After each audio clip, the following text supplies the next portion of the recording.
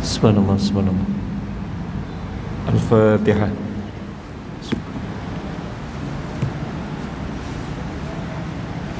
Iyyaka na'budu wa iyyaka nasta'in ihdinas siratal mustaqim siratal ladzina an'amta 'alaihim ghairil maghdubi 'alaihim waladdallin. Amin. Assalamualaikum warahmatullahi wabarakatuh. Innal hamdalillah nahmaduhu wa nasta'inuhu wa nastahdihi wa nastaghfiruh wa natubu ilaih. Wa na'udzubillahi min syururi anfusina wa min sayyiati a'malina. May yahdihillahu fala mudhillalah wa may yudlil fala hadiyalah. Wa qala rabbi shrah li sadri wa yassir li amri wahlul 'uqdatam min lisani yafqahul qawli yafqahul qawli yafqahul qawli. Na'udzu bi kalimatillahi tammati min syarri ma khalaq. Allahumma afina fi abdanina, Allahumma afina fi asma'ina, Allahumma afina fi absarina. Allahumma hdina li ahsanil akhlaq, Allahumma hdina li ahsanil akhlaq, Allahumma hdina li ahsanil akhlaq. Allahumma hdina li ahsanil akhlaq wal a'mal. Allahumma inna na'udzubika min munkaratil akhlaq. Allahumma inna na'udzubika min munkaratil akhlaq. Allahumma inna na'udzubika min munkaratil akhlaq wal a'mal wal ahwa. Amin amin ya rabbal alamin. Fa amma ba'du. Pegawai-pegawai masjid, ahli jawatan kuasa masjid daerah Gombak, Masjid Jami' Amaniyah, tuan imam yang bertugas, tuan Bilal, tuan Siak, tuan Noja, tuan-tuan, wakil muslimat, wakil pemuda, hadirin hadirat, pakcik-pakcik, makcik-makcik, hafizakumullah wa rahimakumullah. Alhamdulillah, pada malam ini kita dapat bersama menyambung kitab Tarbiyatul Aulad fil Islam, pendidikan anak-anak mengikut acuan dan kurikulum Islam, sampai pada tajuk Mas'uliyatut Tarbiyatul Khuluqiyah, tanggungjawab pendidikan khuluq, yakni akhlak. Catatan, pada bulan yang lepas kita belajar secara ringkas, anak kupas berkaitan dengan pendidikan iman, falsafah azan, syiar pendidikan iman itu antara lain terawal, paling awal apabila anak lahir diazan di telinga kanan, di iqamah di telinga kiri. Dan pendidikan itu bukan tingkatan 5, tapi sejam selepas kelahiran. Ajak anak Allahu Akbar, Allahu Akbar, Allah Maha Besar. Mengajar tentang kebesaran Allah, mengajar tentang solat secara tak langsung, hayya 'alas salah, mengajar tentang syahadah sebelumnya, asyhadu an la ilaha illallah, mengajar tentang konsep kejayaan yang dipanggil excellency. Kejayaan yang hakiki antaranya kena mengagungkan Allah, kena Islam, kena mengucap 2 kalimah syahadah, kena sembahyang, barulah kejayaan. Hayya 'alal falah, mari menuju kejayaan. Kita telah kupas juga pada pertemuan yang lalu tentang pendidikan khuluq, iaitu pendidikan akhlak. Pada ketika itu anak ambil nas yang disebut oleh pengarang, kerana kitab kita ini pengarang menyatakan dalam pendidikan akhlak yang banyak, moral yang disebut oleh tokoh-tokoh bukan sekadar tokoh Islam yang nak kita hadam betul-betul tokoh Islam lah, tapi kerana dalam ini muka surat 202 ini pengarang menyebut juga, iaitulah kata-kata filosof Jerman, begitu juga kata-kata Gandhi, kata-kata pemimpin daripada India yang terkenal, iaitulah Mahatma Gandhi. Juga kita ambil kata-kata daripada hakim Inggeris. Semuanya ini anda tidak berhajat untuk mengulang. Yang paling pentingnya iaitulah pendidikan akhlak itu disebut di dalam agama. Di dalam Islam, kita sembahyang, puasa, zakat, haji ini berkaitan dengan syariat yang dipanggil amal soleh. Tidak sempurnanya Islam kita tanpa akhlak yang baik. Tugas Nabi banyak, di samping untuk mengajar sembahyang, puasa, zakat, haji, tentang muamalat, tentang munakahat, perkahwinan, pernikahan, memperkenalkan Allah, awwaluddin ma'rifatullah, awal-awal agama kena kenal Allah. Dan ayat itu ditujukan kepada Nabi untuk kita. Qul huwallahu ahad, katakanlah wahai Muhammad. Dan kita umat Nabi Muhammad mengatakan akidah yang sama, Allahu ahad, Allah itu tunggal. Ini semua kategori usuluddin, kategori akidah, kategori asas-asas agama yang dipanggil tauhid. Jadi tidak sempurna tauhid kita, tidak sempurna amal kita, syariat kita, iaitulah rukun iman, rukun Islam, tanpa yang namanya ihsan. Dalam rukun agama ada Islam, ada iman, ada ihsan. Ihsan itu baik, berbuat baik. Dalam hadis itu, anta'budallaha ka'annaka tarahu, kamu menyembah Allah laksana kamu nampak Allah. Tarahu, kamu nampak dia, tapi jangan nampak betul pula. Besok ustaz, memang saya nampak lah Tuhan warna kuning. Warna kuning kat dekat kita ni, yang bersalut emas, murgum apa benda. Sifat Allah mukhalafatuhu ta'ala lil hawadisi, bersalahan sifat Allah Subhanahu wa ta'ala ni dengan benda yang baru, pada zat, pada sifat, kan? Dia tidak berwarna begitu, tidak ada objek. Sifat Allah itu mukhalafatuhu ta'ala lil hawadis. Tak boleh kita kata nampak warna begini, tangan begini, mata begini. Tidak boleh mujassim. Allah itu dia khalik, kita makhluk. Tapi kalau bagaimana kita nampak KPM, ketua polis negara, kita nampak bukan sarjan, kita lance corporal ke, kita prebek ni, nampak sampai tegak, tuan dah juga apa, kenapa? Takut dia ketua polis. Seolah-olahnya kamu nampak dia, takut pada bos kamu, takut pada raja, pada agung. Allah ini dia agung, lebih daripada Duli Yang Maha Mulia Seri Paduka Baginda yang di-Pertuan Agung. Kalau dia presiden sekalipun, dia makhluk. Kalau kamu takut begitu kepada makhluk, pada Allah patutnya lebih takut daripada itu.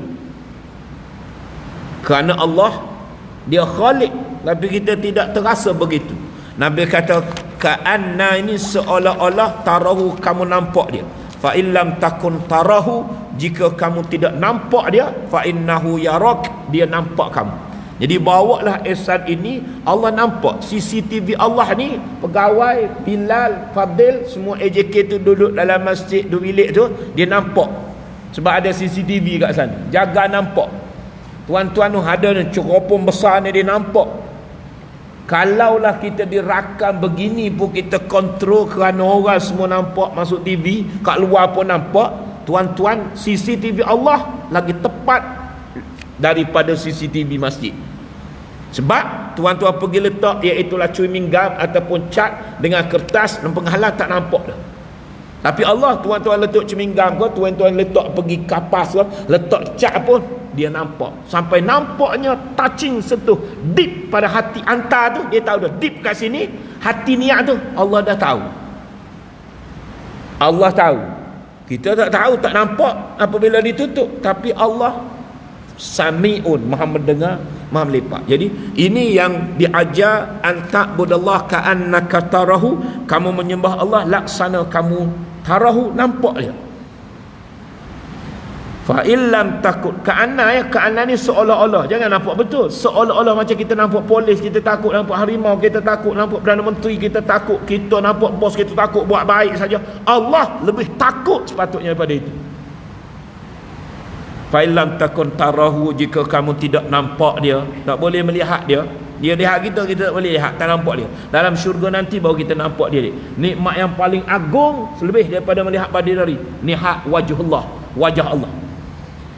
Ka'annaka tarahu fa illam takun tarahu fa innahu yarak, kamu kena ainul yaqin, yakin seyakin Allah Maha melihat kamu. So kalau kita bawa konsep ini, bawa Allah lihat kita, kita takkan rasuah. Sebab anda table pun Allah nampak, polis tak ada, SPRM tak ada, BPR tak ada, tapi Allah ada. Jadi bawa konsep ihsan ini ke mana-mana, sempurna sudah. Iaitulah rukun agama kita. Nama apa dia? Iman. Nama apa dia? Islam. Nama apa dia? Ihsan. 3 ni rukun agama, Islam, iman, ihsan. Dan ihsan itulah yang dipanggil akhlak. Nabi diutuskan salah satu untuk menyempurnakan akhlak, dan perkaitan rukun Islam dengan pembinaan akhlak ini cukup dekat. Salah satunya, innama bu'istu liutammima makarimal akhlaq, sesungguhnya aku diutuskan untuk menyempurnakan akhlak. Nabi bersabda tujuan perutusan dia, antara banyak-banyak tugas Nabi untuk menyempurnakan akhlak. Dulu akhlak sahabat ada yang minum arak, contoh watak Omar, pernah bunuh anak perempuan, pernah minum arak, watak antagonis. Tapi apabila dia bermeluk Islam, dia sebaik-baik makhluk dari sudut akhlaknya selepas Nabi. Sampai Nabi kata, kalau adalah Nabi sesudah selepas daripada aku, Omar lah orang. Akhlak dia menentang Islam. Sebelum daripada ni dia 360 darjah berubah menjadi baik sebaik-baiknya. Kenapa? Kerana Islam, kerana iman. Jadi Nabi bentuk akhlak sahabat Nabi tadi berubah daripada jahat kepada baik, daripada kejahilan kepada nurul Islam. Dalam Quran sebut yukhrijuhum minaz zulumati ila nur, mengeluarkan mereka daripada zulumat kegelapan kejahilan ila nur, kepada nur cahaya, iaitulah kepada Islam. Tuan-tuan pun dapat membezakan dia berubah lah ustaz. Berubah betul-betul lah selepas dia hijrah ni. Tuan-tuan tengok perubahan orang itu, sama ada artis ke, ataupun sama ada dia dulu gangster ke. Sampai masuk tuan-tuan dalam YouTube, dulu ada nama dia gangster Singapura, tapi apabila dia hijrah berubah. Dan tuan-tuan di kalangan kita ni pun boleh tengok rekod kita punya perubahan tadi. Kadang-kadang orang tengok, wih lah baiknya dia. Kenapa? Kerana agama. Perubahan ini turning pointnya, titik tolak, dia panggil turning point, nuqtatun bidayatun. Nuqtah bidayah adalah Islam. Bukan nak sebut, Nabi kata, man aradallahu bi khairan, barang siapa yang Allah nak bagi kepadanya khairan, kebaikan. Apa tandanya? Yufaqihu fid din, Allah bagi faqih kepadanya tentang agama. Dia faham agama. Dulu pakai miniskirt, tapi bila faham agama, dia pakai jilbab, pakai tudung, pakai hijab. Berubah. Dulu dia rambut bling-bling, rambut mandi air karat. Apa faham mandi air karat? Faham. Rambut macam dengan traffic light, rambut kuning, merah, hijau. Rambut macam dengan rambut tuan-tuan. Tapi setelah dia hijrah, Masya Allah, perubahan dari sudut percakapan, dari sudut tindakan, dari sudut amalan. Apa Nabi kata? Barang siapa yang nak bagi, Allah nak bagi kepadanya projek yang terbaik, bukan jadi Perdana Menteri. Projek yang terbaik bukan dapat jusasi. Projek yang terbaik bukan dapat bisnes, dapat AP. Projek yang terbaik Allah bagi ialah yufaqihu fid din. Allah bagi faqih kepadanya tentang agama. Dulu dia tak faham. Yang penting dia buat investment, dia untung. Walaupun pelaburan yang dia buat itu unsur gharar, unsur penipuan, unsur judi, arak, membujur, lalu melintang patah. Yang penting untung 200,000 dulu. Tapi apabila dia faham agama, dia tak invest lagi, kerana ini ustaz tidak patuh syariat. Ini tidak patuh syarat. Dia pun haram. Dia walaupun untung 200,000 juga. Kenapa tadi? Kerana faham agama.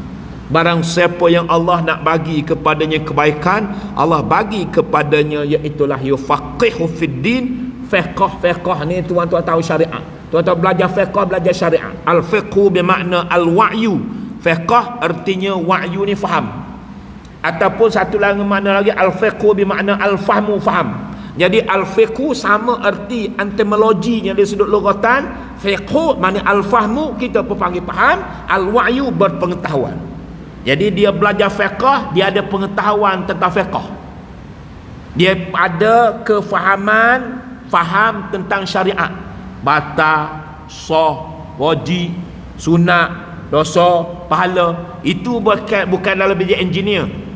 Itu bukan dalam bidang medical. Itu bukan bidang geografi. Itu bidang fiqh. Tuan-tuan, hak cerita ni semi berapa, besi berapa, pasir berapa nak buat konkrit ini, cerita handasah. Handasah ni kejuruteraan.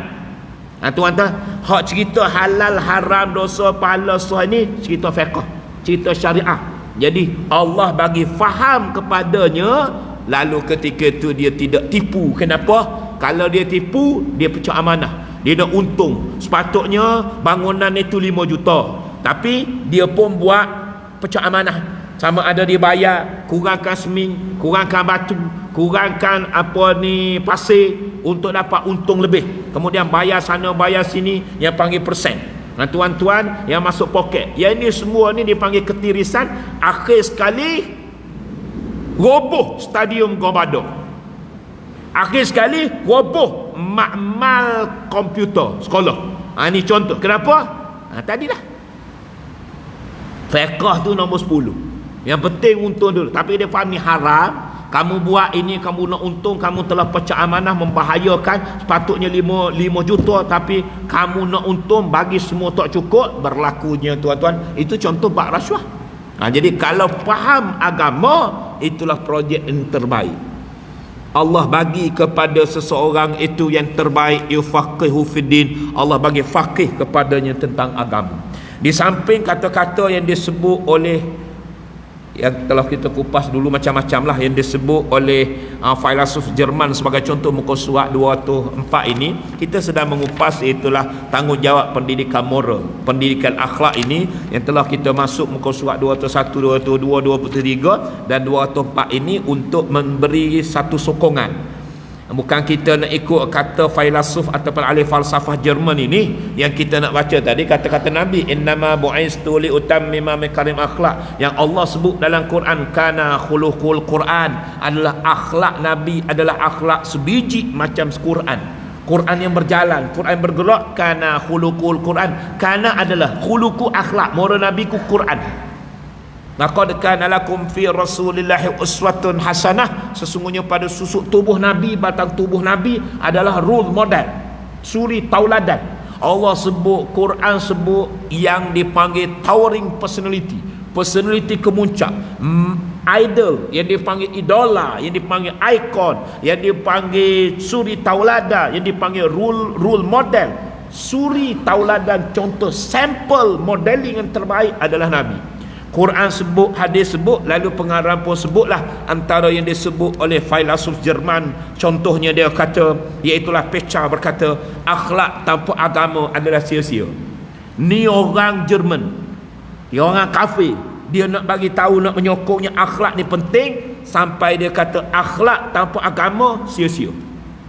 Yang disebut oleh pemimpin India bernama apa dia tadi, Mahatma Gandhi. Yang seorang lagi tu Gautama Buddha. Yang ni dia kata apa dia? Sungguhnya agama dan budi luhur. Dia tak sebut akhlak. Agama dan budi luhur, moral lah tu, adalah satu benda yang tidak boleh dipisah-pisahkan. Tak boleh pisah. Kalau ada agama tadi, kita belajar rukun agama, Islam, iman, ihsan. Tak terpisah lah. Cuma dia tak kupas rukun agama Islam, iman, ihsan. Dia tak sebut ihsan, dia tak sebut iman, dia tak sebut Islam, sebab dia orang Buddha, orang Hindu. Tapi dia mengakui, Gandhi kata, sesungguhnya agama dan budi luhur itu akhlak lah, moral lah, adalah satu benda yang tidak boleh dipisah-pisahkan. Yang satu tidak boleh diasingkan dari yang lain, kedua-duanya bersatu. Tidak boleh diasingkan dari yang lain, kedua-duanya bersatu, tidak boleh dipecahkan. Agama itu adalah seperti jiwa bagi akhlak. Jiwa bagi akhlak. Agama tu jiwa bagi akhlak. Kita ni ada jiwa, sanubari, hati, nurani, abdomen, body kita ini. Kalau tak ada roh, mati kita. Sebab itu dipanggil arwah.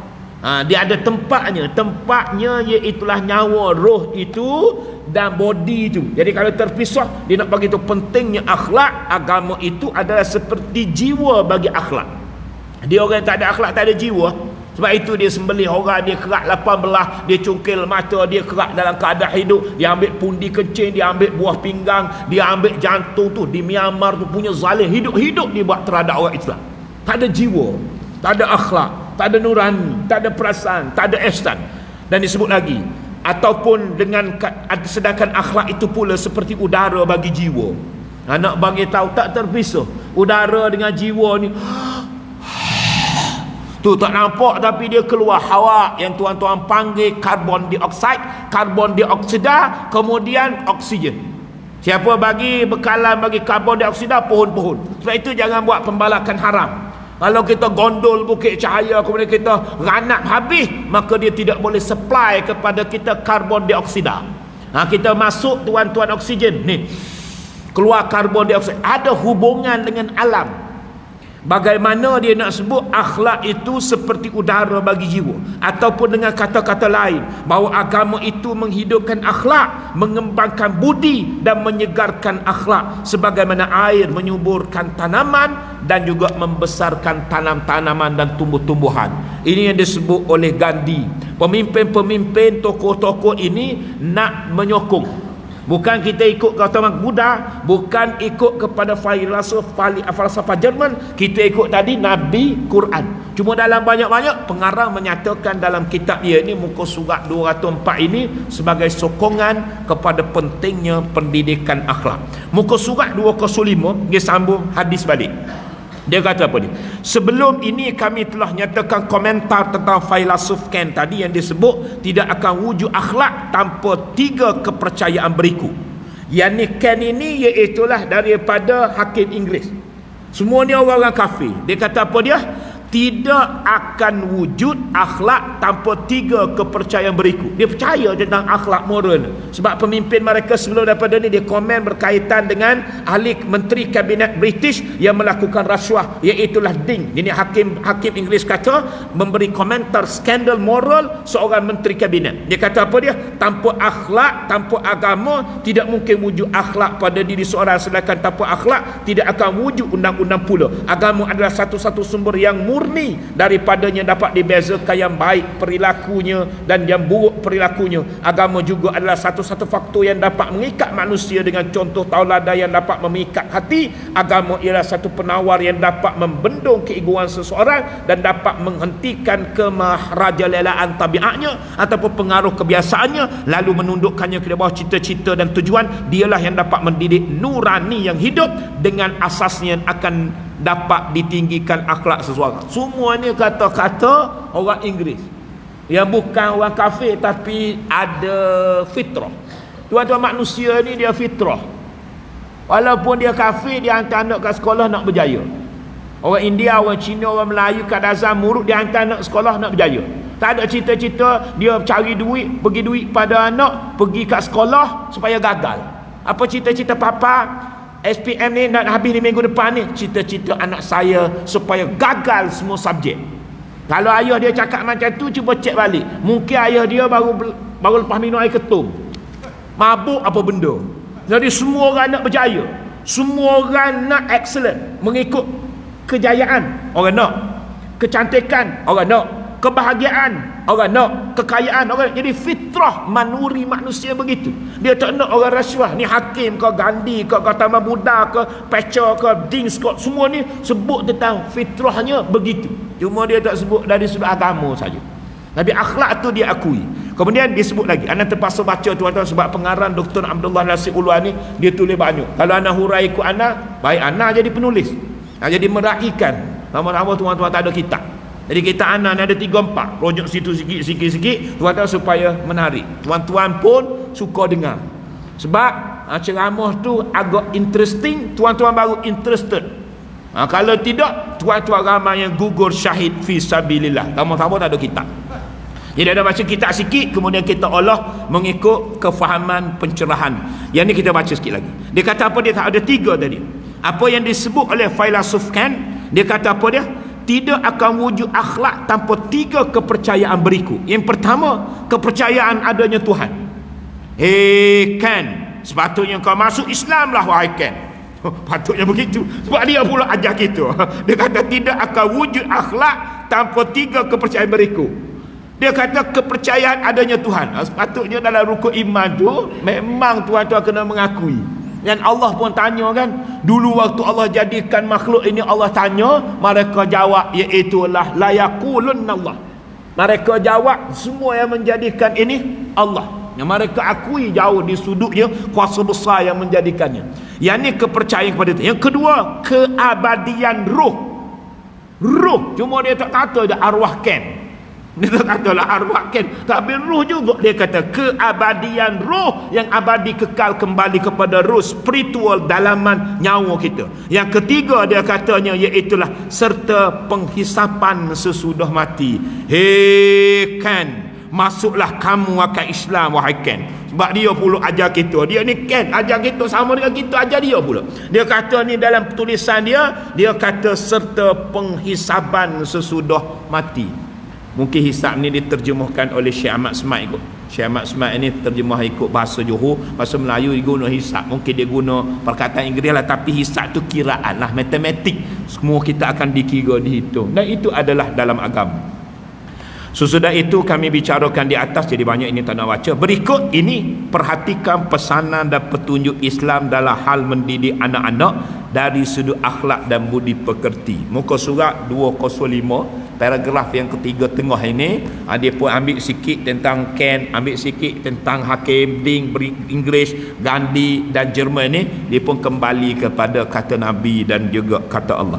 Berikut sila perhatikan pesanan dan petunjuk Islam dalam hal melengkapkan anak-anak dengan budi luhur. Budi luhur tu apa dia bang? Akhlak lah.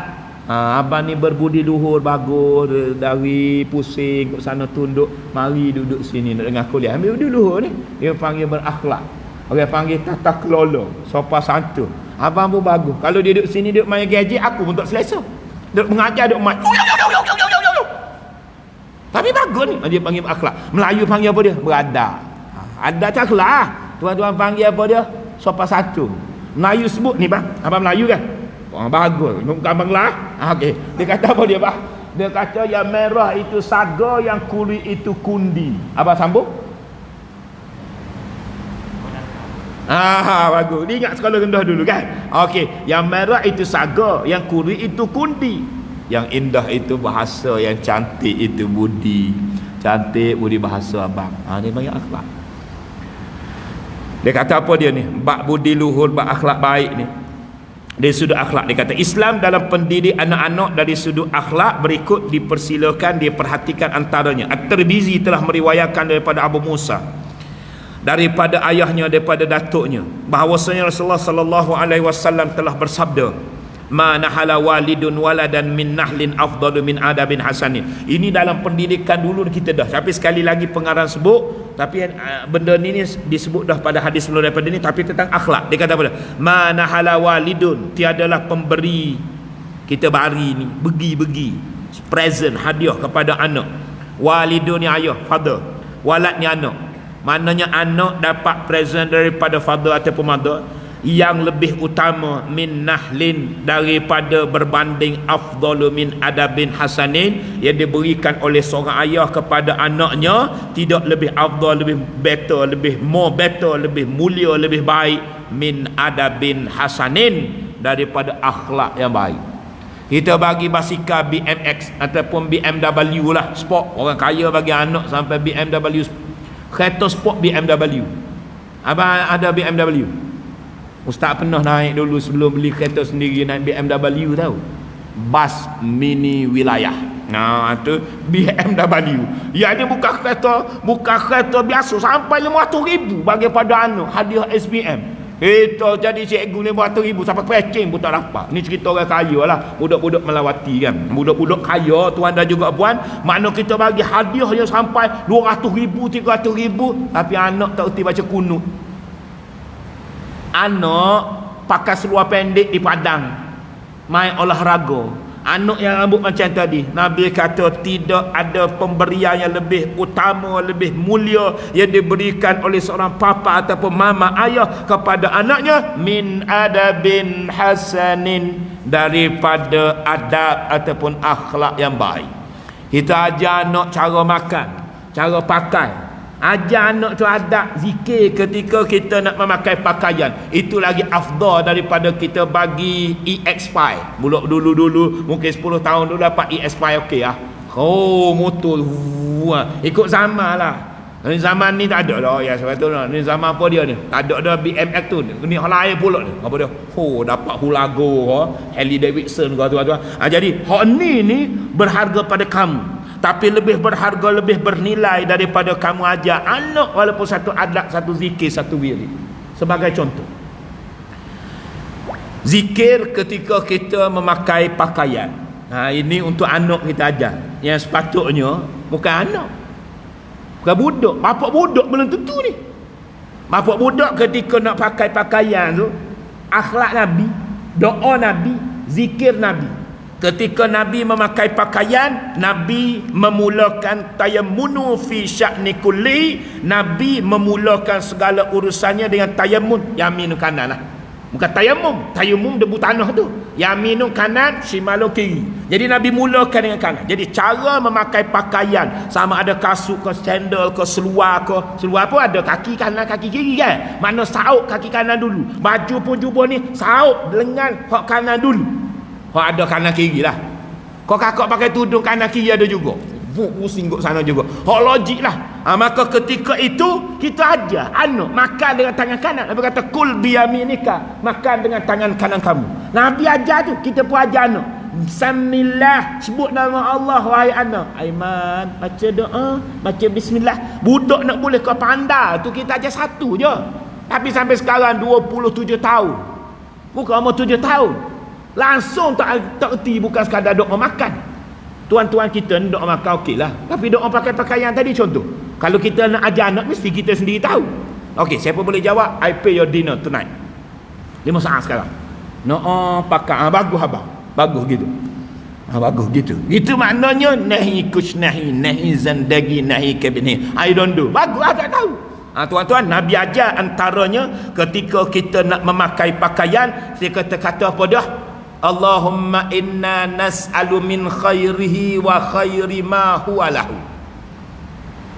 Apa maknanya? Ya Allah, ya Tuhanku, aku minta, aku mohon kebaikan pada baju ini, jubah ini, kasut ini, wa khairi ma huwa lahu, dan apa yang baik yang dibawa olehnya. Pakai baju pergi clubbing tak baik. Pakai baju pergi masjid baik. Kalau boleh Pak sambung lagi, ada dalam kita Al-Azkar tu. Tuan kita Azkar dia bersebut bilang pohon 30 second 1 minit untuk anda habiskan apa ni hadis ini, zikir ini. Lepas tu Tuan Bilal boleh azan supaya dia helikopter tadi dia nak landing. Kalau kapal terbang lagi lama, ambil masa 5 minit baru landing. Anda nak landing pun tak boleh break emergency. Hadirin sidang jemaah, Nabi kata kalau boleh sambung lagi tu, tapi untuk tuan-tuan cukup. Allahumma inni as'aluka min khairihi wa khairi ma huwalah. Sepatutnya hadis tu ada ni, riwayat daripada At-Tirmizi dalam kitab Al-Azkar. Sambung, wa na'udzubika min syarrihi, aku minta jauh daripada kejahatan. Baju kita pakai ni boleh bawa jahat. Baju kita pecah rumah, baju kita ni kita tanggal pergi melacur, baju kita ni tanggal tuan-tuan bera apa semua jadi pelacur. Kemudian pakai pula, pakai baju tanggal baju tu pun kita minta jauh daripada kejahatan, dan kejahatan yang dibawa oleh baju. Kalau tuan-tuan tak boleh minta ajak, minta baik pun cukup. Mana? Sekali lagi dia baca, Allahumma inni, ya Allah ya Tuhanku, as'aluka, aku minta kepadamu, min khairihi, daripada kebaikannya, baju ke, kasut ke, seluar, wa khairi ma huwa lahu, dan kebaikan yang dibawa olehnya. Kalau panjang lagi, wa na'udzubika min syarrihi wa syarri ma huwa lahu. Sekali lagi 4 kali, 5 kali cukup. Tuan-tuan ni otak Imam Syafi'i, baca 5 kali ingat, kalau tak tengok balik rakaman. Allahumma inni a'udzubika min, ya Allah ya Tuhanku, aku minta jauh syarrihi, kejahatan, wa syarri ma huwalah. Kalau tak boleh yang hujung rakaat ni, ambil depan saja, kebaikan dulu, minta kebaikan. Yang tadi minta jauh daripada kejahatan. Minta baik macam mana? Allahumma inni as'aluka min khairihi wa khairi ma huwalah. Cukup setakat itulah.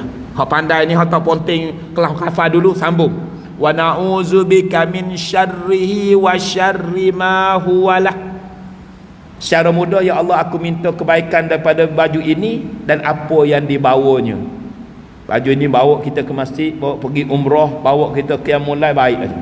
Tapi kalau kita pakai baju tuan-tuan, pergi bawa kejahatan, pakai pula bikini, orang tengok semua sekali, pergi dekat dengan tepi pantai, nampak segala lurah, segala batu pejal gunung ganang, wow, fuyo. Pakai baju Nabi jahat. Dan ketika menanggalkan baju, zikir penutup, zikir ketika akhlak ni, adab, doa-doa kita ajar anak. Ni bukan boleh ingat sehari ni. Usahakan anak kita bapak budak belum tentu ingat lagi.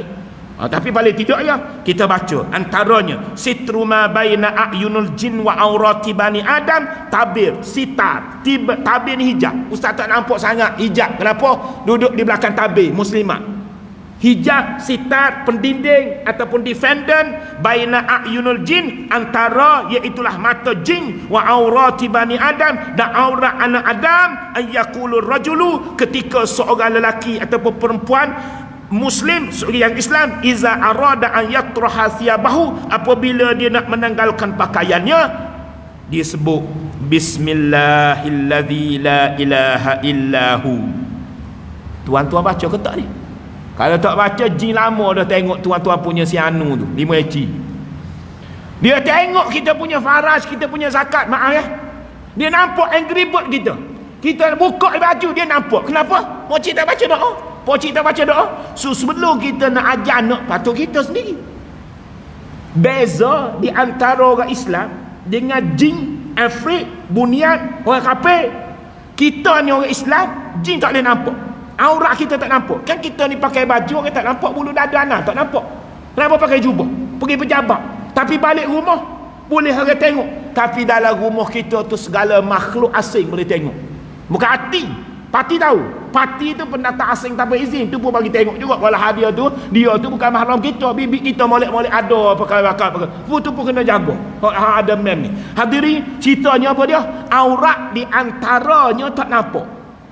Jin boleh nampak kalau kita tak baca. Tetapi apabila kita baca, Nabi kata tabir di antara penglihatan jin dan aurat anak Adam adalah ketika seorang muslim hendak menanggalkan pakaian, dia mengucap bismillahilladzi la ilaha illahu.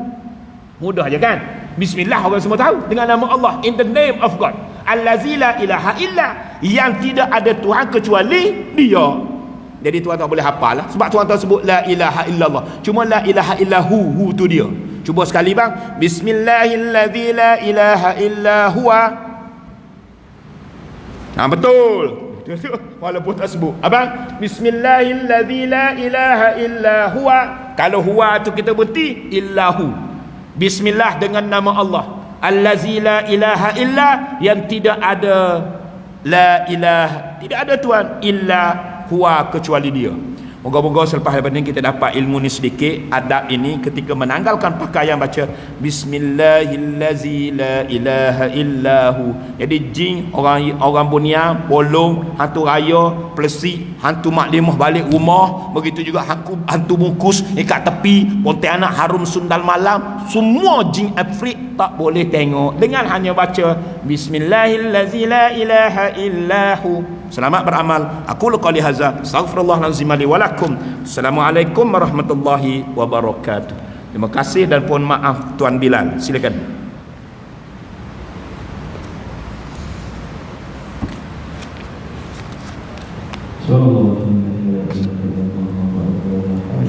Okey, itu memang dah. Very good. Allahu Akbar.